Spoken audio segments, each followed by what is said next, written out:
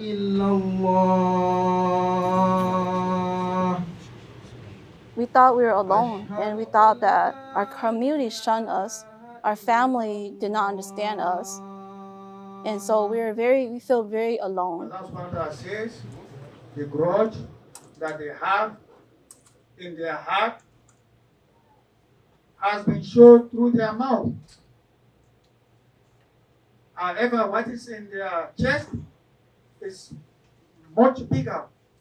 Hi, Nyajong. My name is Sia Lor. I'm 35 years old. So I've been Muslim for 11 years now. Islam means that to be a Muslim, you say the Shahada and with witness, and it means that you say La ilaha illallah, Muhammadan Rasulullah. That means there is no God but Allah, and that Muhammad is his last and final messenger.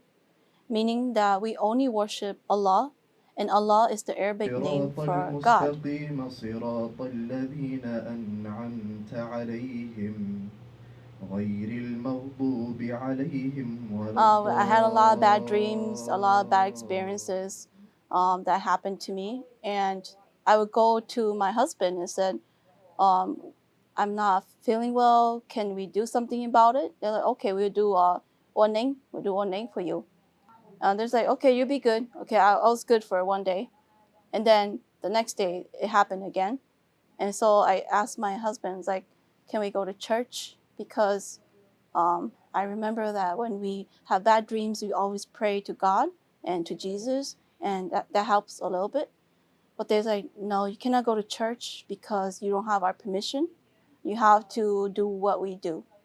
And so when I actually went to church and I asked the priest, even though they say I can't go to church, I went and asked them anyways, can I go to church? Can I come pray? I'm having some bad dreams. I can't handle it anymore. And they're like, no, you cannot come.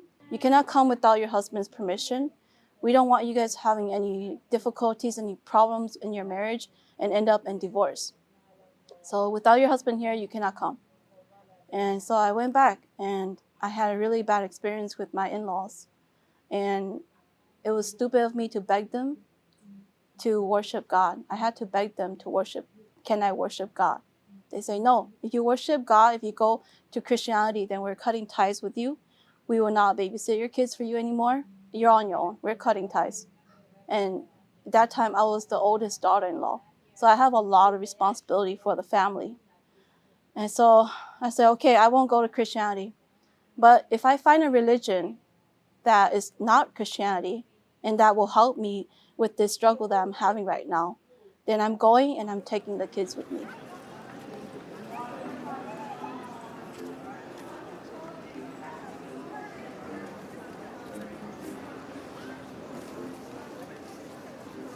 Before I was Muslim, I did not know anything about Islam. I thought Islam was for the Arabs, the Somalis, and the Indians. And I thought that they were okay, maybe they were born to that religion. That's why there's a lot of them. And I didn't really understand it because there's no way of me learning about it. I was in high school, I think freshman year, during the 9/11 attack. And I remember us closing down the schools and having a moment to pray for those who lost their life.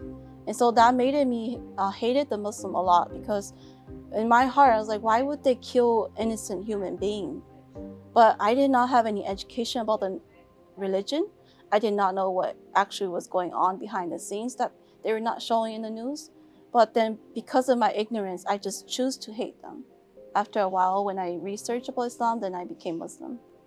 People will say, are you Somali? They'll meet me and they're like, no, I'm Hmong.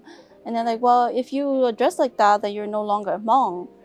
And so I asked them, like, what makes you Hmong then? Do you have to do the same culture, practice the same religion to be Hmong?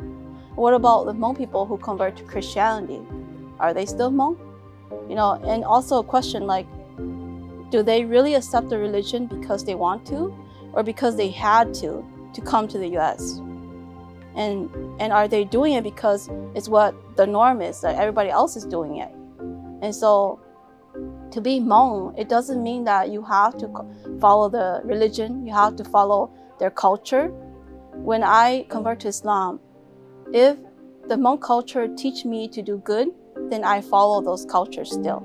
But if they teach me to do bad and against Allah's command and against Islam, then I don't do those anymore.